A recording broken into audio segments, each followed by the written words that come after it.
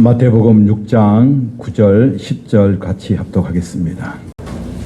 답하신 줄 알고 우리 9절 10절 같이 합독하겠습니다. 시작. 그러므로 너희는 이렇게 기도하라. 하늘에 계신 우리 아버지여, 이름이 거룩히 여김을 받으시오며 나라가 임하오시며 뜻이 하늘에서 이루어진 것 같이 땅에서도 이루어지이다. 다시 한번 같이 하겠습니다. 시작. 그러므로 너희는 이렇게 기도하라. 하늘에 계신 우리 아버지여, 이름이 거룩히 여김을 받으시오며 나라가 임하오시며 뜻이 하늘에서 이루어진 것 같이 땅에서도 이루어지이다. 아멘. 우리 지체들과 인사하겠습니다. 서로 인사하겠습니다. 주님의 이름으로 사랑합니다. 사랑합니다. 네, 반갑습니다.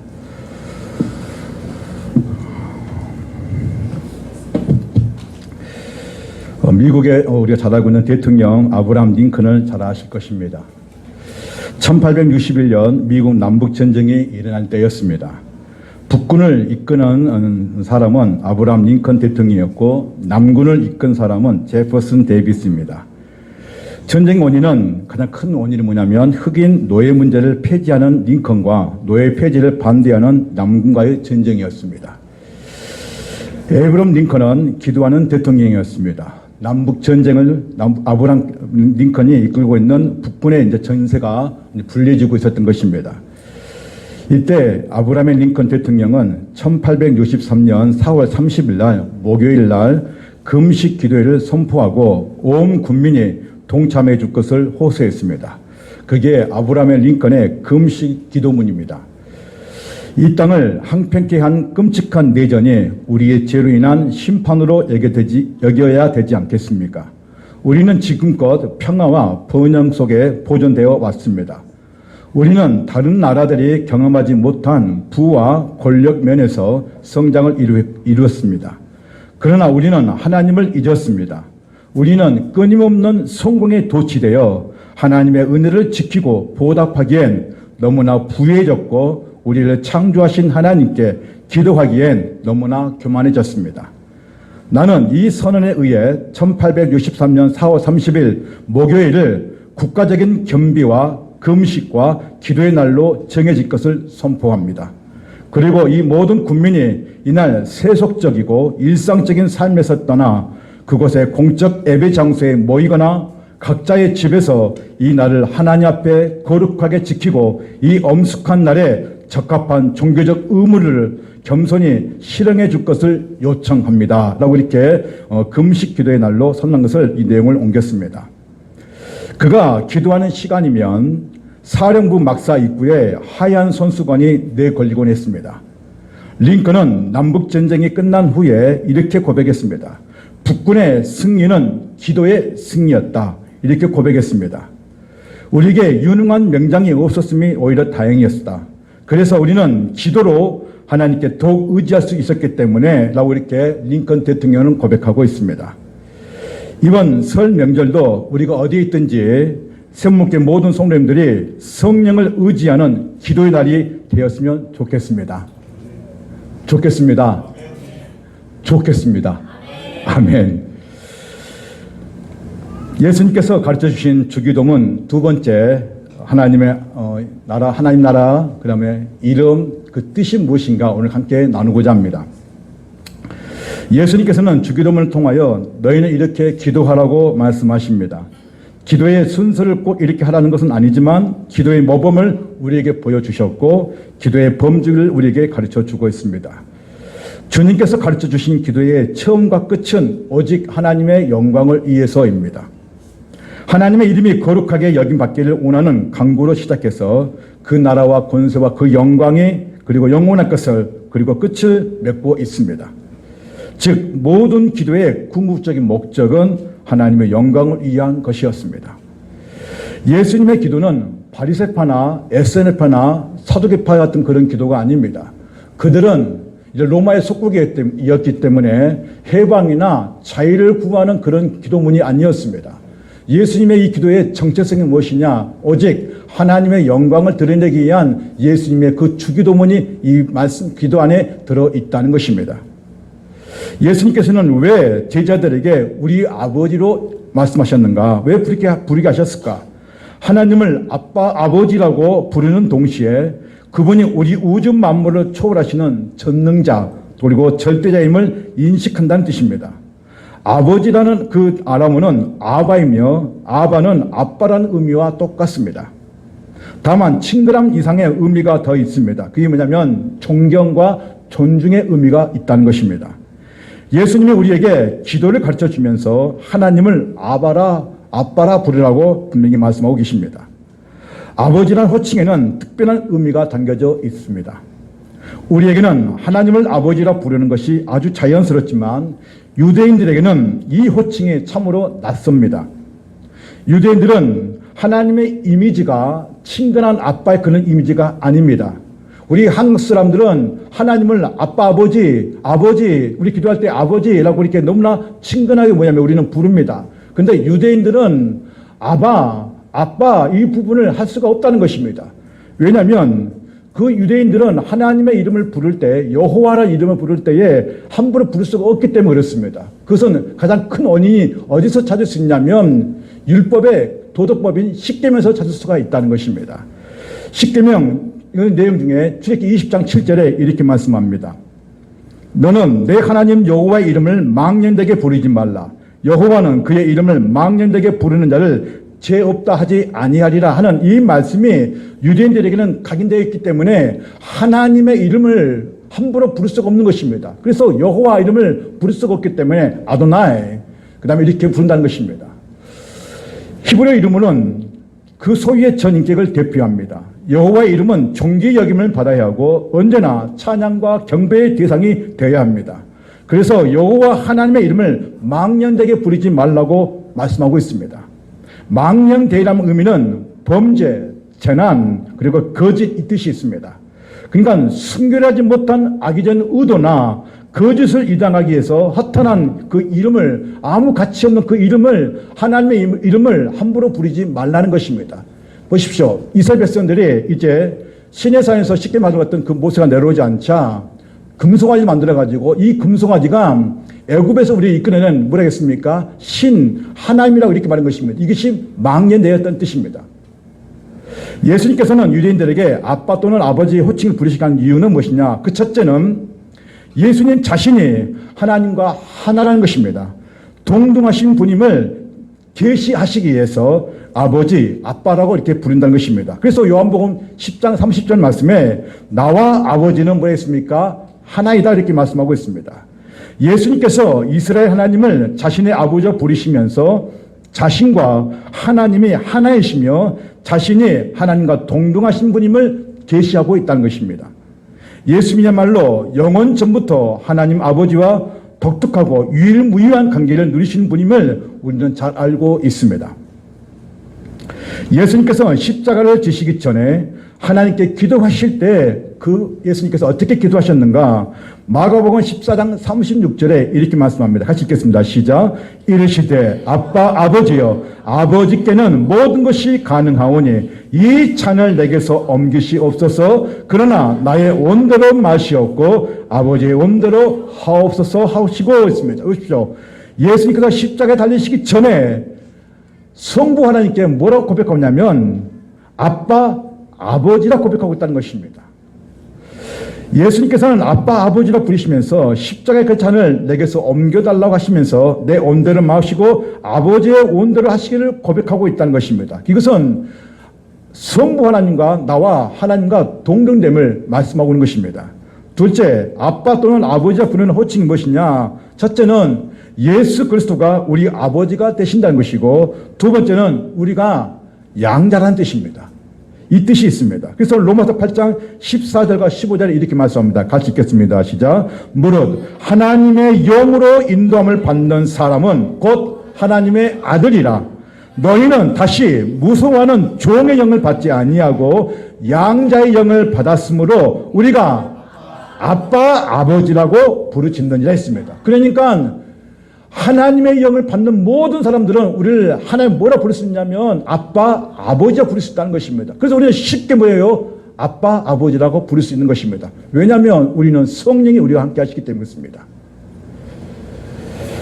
우리가 양자라는 은혜가 얼마나 위대하고 고귀한지를 알 수 있는 방법은 말씀 가운데 우리가 잘 알고 있는 탕자의 비유입니다. 누가복음 15장 11절에서 32절에 이제 한 아버지가 있었는데 그 아들이 두 아들이 있었습니다. 근데 그 둘째 아들이 어느 날 아버지에게 와가지고 자기의 재산의 일부를 떼서 자기에게 주라고 하죠. 이때 아버지는 그 재산의 일부를 둘째 아들에게 줍니다. 그 둘째 아들은 그 재산을 가지고 먼 나라에 가서 거기서 허랑방탕한 생활을 하면서 누리죠. 그리고 이제 어떻습니까? 돈이 다 떨어집니다. 근데 그날 그 먼 나라에 흉년이 들어서 더 이상 먹을 것이 없기 때문에 이 아들은 이제 먹을 것도 없지요. 돈도 없지요. 배도 고프지요. 그러면서 뭘 느끼게 되냐면 내가 이 나라에서 죽게 생겼구나. 돼지 이염조차도 그 열매조차도 아무 나에게 도움을 주지 않는구나 하면서 내가 아버지의 짐이 있었으면 나는 지금 풍족하게 살 수 있는데 내가 지금 여기서 무엇을 하고 있자고 후회 또는 죄의 의식을 갖고 있었던 것입니다. 그래서 그가 회심합니다. 그리고 다시 이제 내가 아버지께로 돌아가고자 하는 그런 자세를 취하고 아버지께 돌아가는 중에 이미 아버지는 날마다 이 성경에 그렇게 되어 있죠. 아들이 오기를 기다리고 있었던 것입니다. 그런데 아들은 저 멀리 있는 아버지를 아직도 보지 못했어요. 그런데 아버지는 어땠습니까? 저 멀리 있는 저 희미하게 걸어오고 있는 그 아들을 뭐냐면 보고 달려가서 안아주었다는 것입니다. 이게 오늘 이 말씀입니다. 그럼 아버지는 누구일까요? 성부 하나님이십니다. 아들은 누굽니까? 오늘 우리를 말하고 있는 것이죠. 그렇다면 오늘 이 말씀에서 우리가 주고자 하는 아빠, 아버지의 의미한 것이 무엇이냐? 그 첫 번째는 아직도 거리가 먼데 아버지가 그를 측은히 여겼다는 것입니다. 그리고 그 아들의 목을 안고 입맞춰 주었다는 것입니다. 아버지는 집에서 기다린 것이 아니라 늘 아들을 기다리면서 아들이 돌아오기를 밖에서 바라보고 있었다는 것입니다. 우리 같이 한번 말씀 보겠습니다. 누가복음 15장 18절입니다. 같이 한번 읽겠습니다. 시작.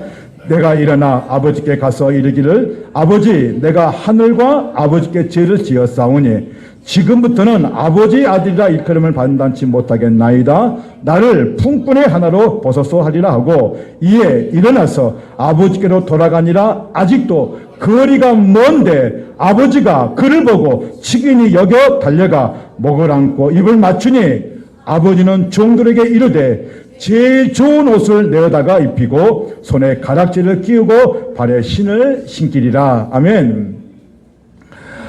아버지는 허랑방탕한 아들이 돌아올 때 죄를 묻지 않았다는 것입니다. 책임을 묻지 않았다는 것입니다. 아버지는 아들이 돌아오는 것만으로 좋아하셨다는 것입니다. 아버지는 아들을 종이나 품꾼으로 대하는 것이 아니라 아들로 받아들였다는 것입니다. 아버지는 종을 시켜서 가장 좋은 옷을 입히고 손에 가락지를 끼우고 가장 좋은 신을 신게 했다는 것은 그 돈을 가지고 먼 나라로 갔던 그 아들이 이제 종이 아니라 뭐예요? 예전에 그 아들, 다시 그 아들을 신분에 가지고 유지시키고 그 아들을 통해서 하나님의 아들의 마음을 그 아들에게 뭐냐면 보여주시고자 하는 그런 마음이 이 말씀 가운데 묻어져 있다는 것입니다. 우리가 기도할 때 하나님께서 잘못된 부분을 꼭 집어 사정없이 우리를 혼내시는 아버지가 아니라 우리가 어설픈 기도에도 불구하고 당신이 원하는 방식으로 또 우리에게 유익이 되는 방식으로 우리의 기도에 끝까지 응답하시는 아버지심을 우리가 기억해야 하는 것입니다. 미국의 오페라계의 힐러리 할버트라는 아주 유명한 가수가 있다고 합니다. 어느 날 자기 아들이 이웃집 아이와 놀면서 주고받은 대화를 집 안에서 살짝 듣게 되었습니다. 이웃집 아이가 자기 아들에게 이렇게 말했답니다. 우리 아버지는 높은 분인 시장님을 잘 아신다 하고 이렇게 자랑했습니다. 그 말을 들은 자기 아들이 이웃집 아이에게 이렇게 대답했답니다. 그래, 우리 아버지는 하나님을 잘 아셔. 이렇게 대답했던 것입니다. 아들의 대답을 듣는 순간 그의 눈에서 눈물이 쏟아지기 시작해 자신의 서재로 달려가 울었다는 고백을 합니다. 이 아버지는 무엇 때문에 울었을까요? 무엇 때문에 감격했을까요? 하나님을 잘 아셔 라는 대답했던 아들이 자기 아빠를 떳떳하게 자랑할 줄 아는 아들의 모습을 보니 너무나 자랑스러워서 그가 울었다는 것입니다. 우리는 어떻습니까? 우리 모두는 하나님의 자녀들입니다. 하나님을 아버지로 얼마만큼 우리는 자랑하고 있습니까? 그분이 우리 아버지라는 사실 때문에 얼마만큼 우리가 감격하고 있습니까? 성령이 친히 우리 영으로 더불어 하나님의 자녀인 것을 증거하시는데 우리는 진지하게 우리 스스로에게 다시 한번 하나님을 잘 아셔라는 그 아들의 소리가, 그 목소리가, 그 음성이 우리의 소리가 되기를 간절히 원합니다. 내 자녀가 그런 고백이 되기를 간절히 원합니다. 그렇다면 오늘 하늘에 계신이라는 이 의미가 무엇인가? 주기도문에서 우리 아버지 앞에 하늘에 계시는 수식어가 앞에 있습니다.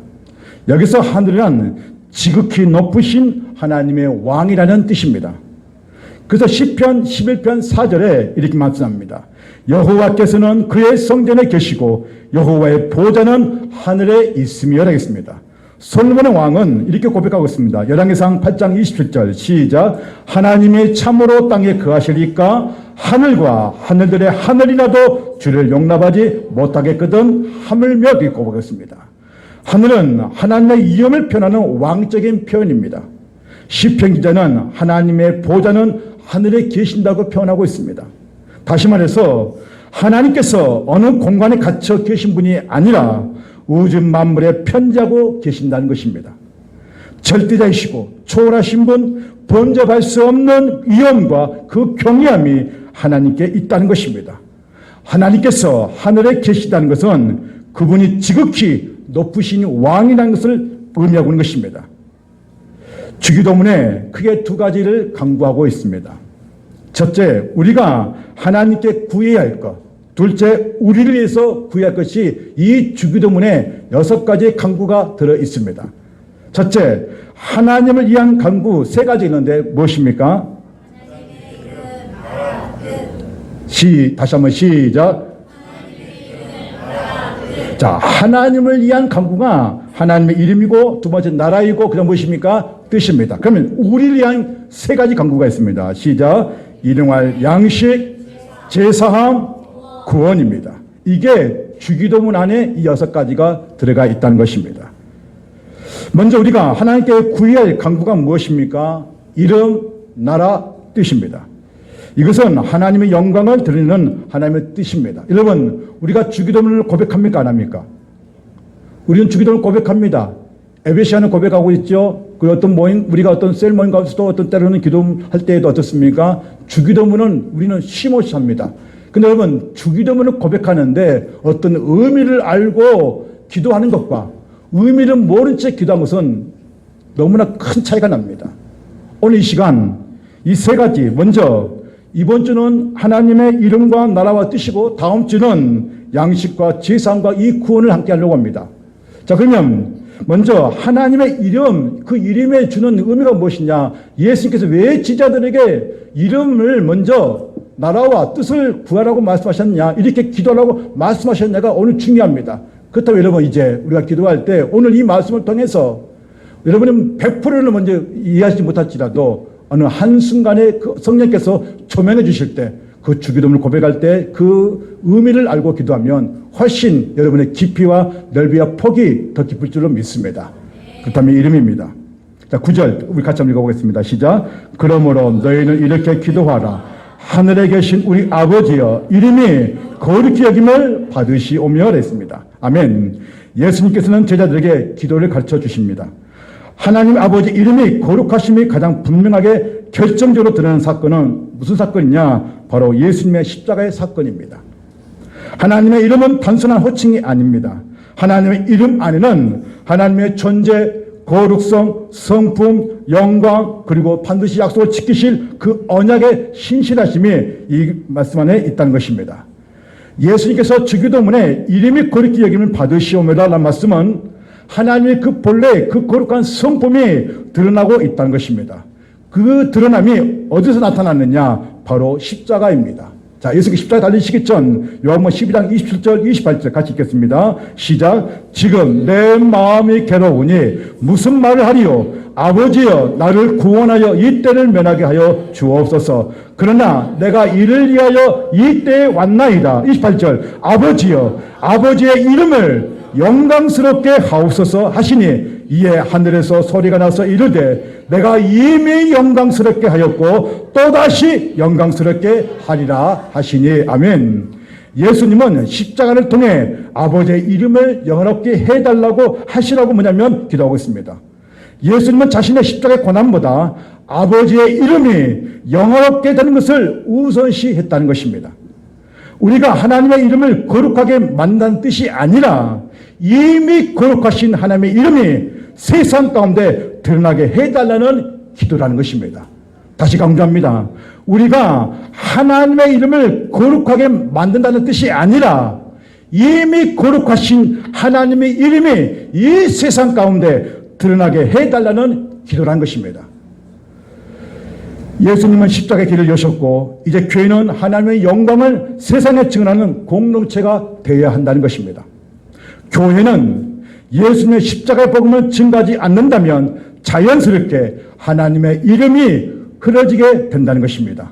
그러므로 교회는 하나님의 이름이 영광스럽게 드러나기를 원하시기 때문에 이 땅의 교회가 하나님의 영광과 그 거룩함을 세상으로부터 지키고 보호하고 그리고 증거해야 한다는 것입니다.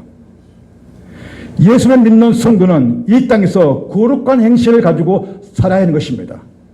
베드로전서 1장 15절에 오직 너희를 부르신 거룩한 이처럼 너희도 모든 행실에 거룩한 자가 되라 이렇게 말씀하고 있습니다. 그러니까 예수님께서 십자가에 그 달리실 때에 아버지의 이름이 영광스럽게 나타나는 그 의미 가운데 예수님의 이름이 거룩게 하기를 받기를 원하신 것처럼 오늘 성도들도 우리가 거룩한 성도가 되기를 원하신다는 것입니다.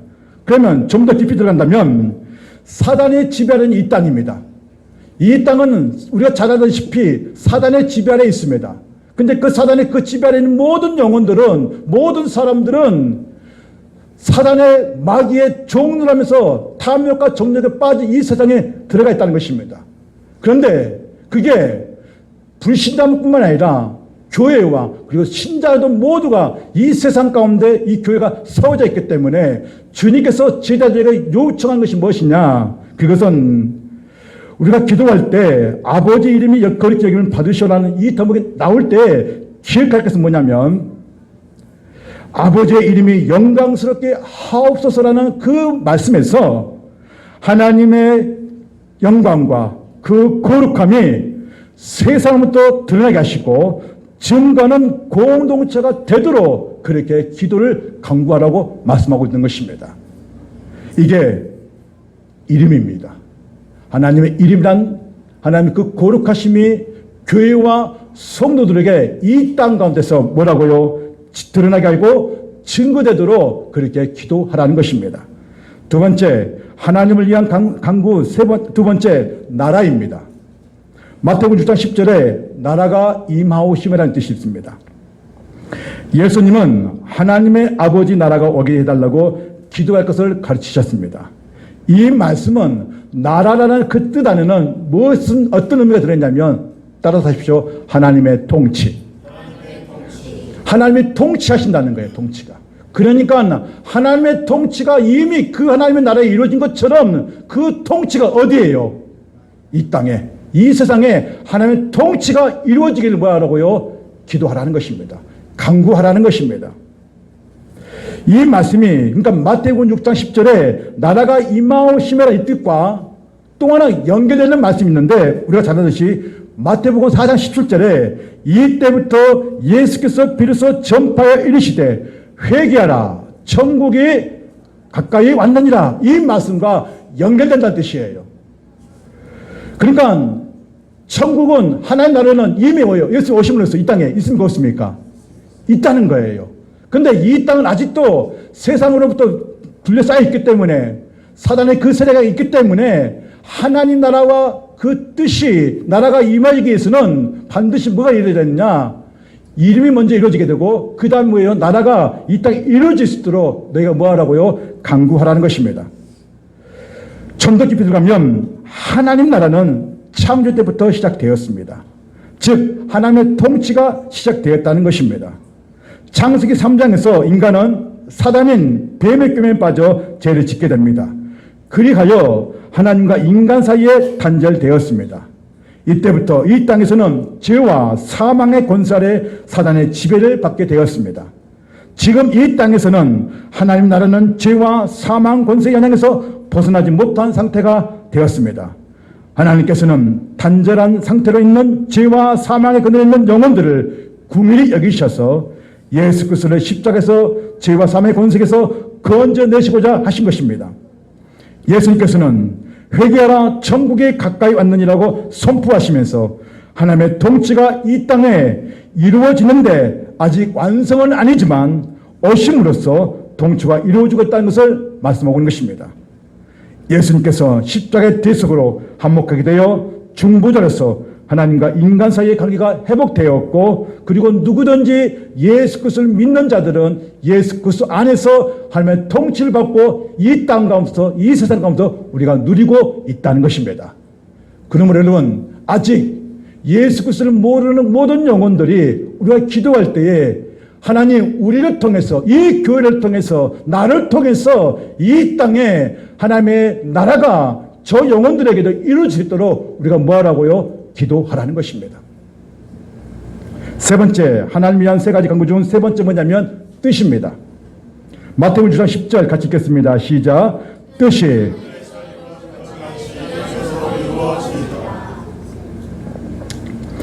뜻이 보세요. 하늘에서 이루어졌습니까? 이루어져 가고 있는 겁니까? 이루어졌습니다. 근데요, 그 이루어진 것이 어디로요? 땅에서 이루어지다 있습니다. 예수님 뜻이 하늘에서 이루어진 것 같이 땅에서 이루어지기를 기도하라고 말씀하고 있습니다.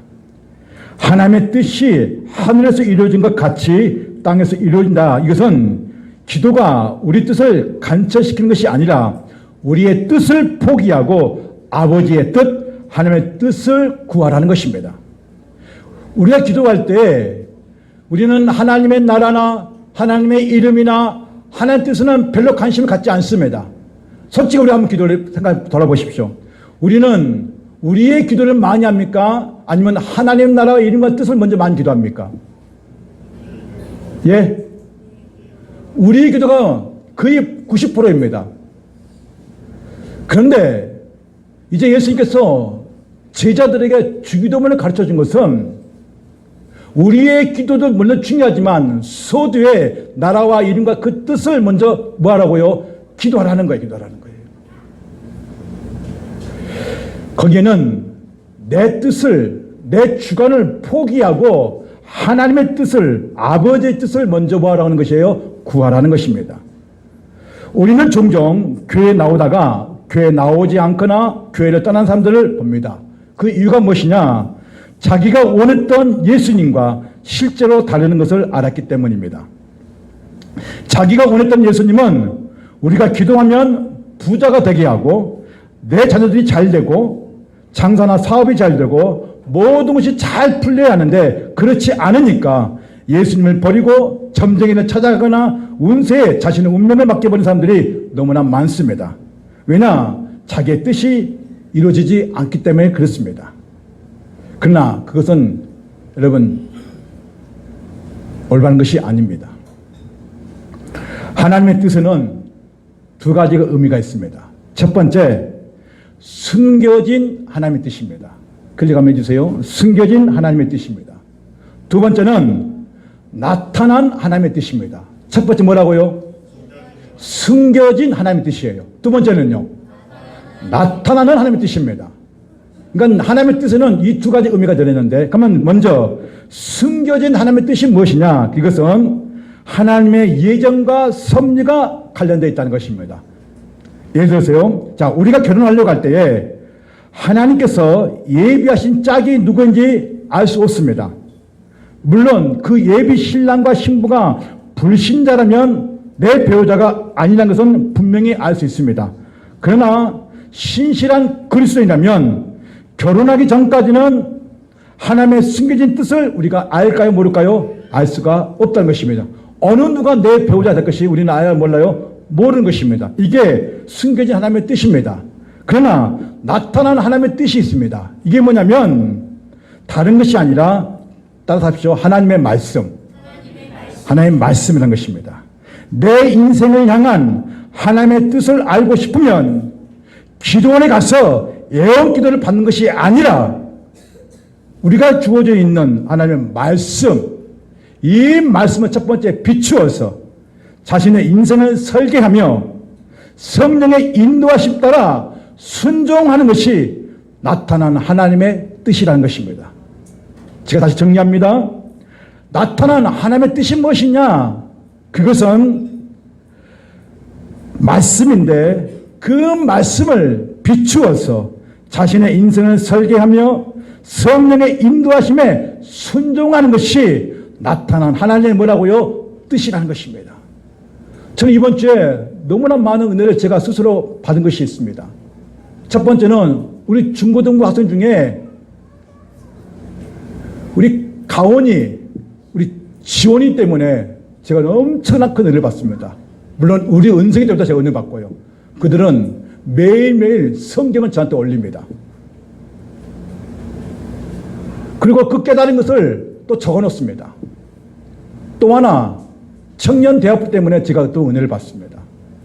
청년대학부는 하루도 빠지지 않고 매일 성경을 서로 공유하고 나눕니다. 그리고 그 받았던 말씀을 그 글을 올려가지고 같이 공유합니다. 근데 거기에 제가 더 큰 은혜는 그 청년대학부를 맡고 있는 부장 집사님의 변화입니다. 그분의 제가 그 집사님의 글을 읽으면서 제가 엄청난 은혜를 받습니다. 이런 부분이 있었구나.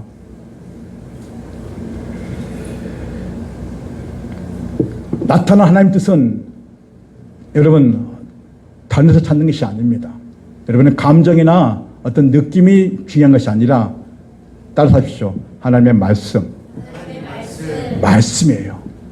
말씀에서 비춰보십시오. 그 말씀 비춘 건 무엇이냐? 매일 성경이에요.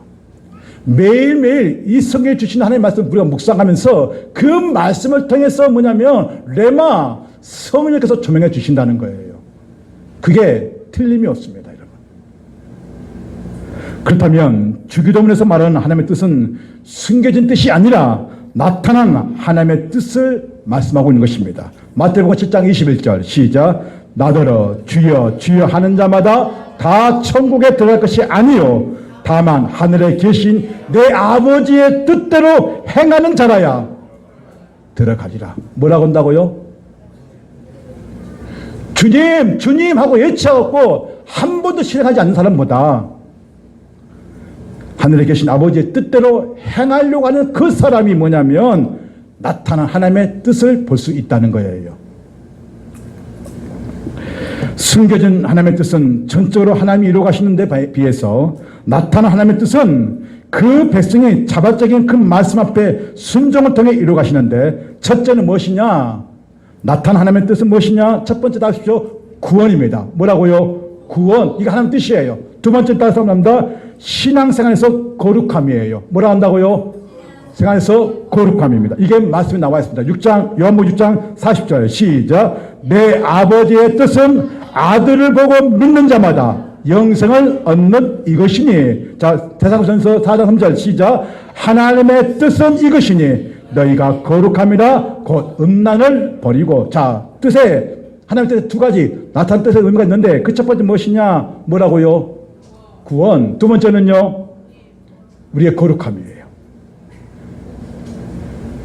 하나님의 뜻을 이루려면 하나님의 뜻을 알고 이를 행할 수 있는 능력을 갖추며 행하고자 하는 의지를 가지고 있어야 합니다. 그러나 전적으로 우리는 타락했기 때문에 우리는 하나님의 뜻을 알 수가 없고 안다고 하더라도 행할 능력과 의지가 연약합니다. 그런 점에서 뜻이 이루어지기를 원합니다라는 기도는 우리로 하여금 하나님의 뜻을 알게 하시고 그 뜻을 행할 수 있는 능력과 의지를 주시기에 우리가 간구해야 하는 것입니다. 뜻이 하늘에서 이루어진 것 같이 땅에서 이루어지다 하는 기도문에는 성도들의 거룩함을 이 땅에 지키고 주님 안에서 기뻐하고 구원의 문제가 이루어지도록 기도하는 것임을 말씀하고 있습니다. 사랑하는 성도님, 하나님을 위한 세 가지 간구, 이름, 나라, 뜻이 무엇인지 이 말씀 같이 한번 읽고 마치도록 하겠습니다. 클릭 한번 해주십시오. 첫 번째, 이름입니다. 시작.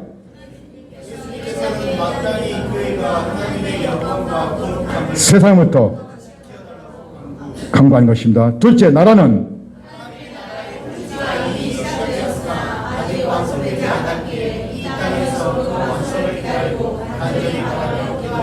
셋째 뜻입니다. 시작.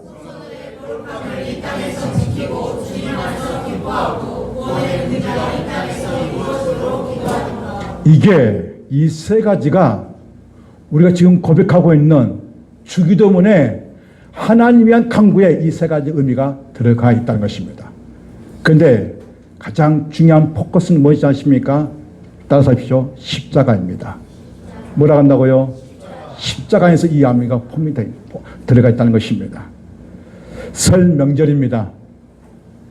이 한 주간에도 여러분의 가정에서 믿지 않는 친척들과 자녀들에게서 이름과 나라와 뜻이 이루어지기를 주님의 이름으로 축원드립니다. 기도하겠습니다. 하나님 아버지.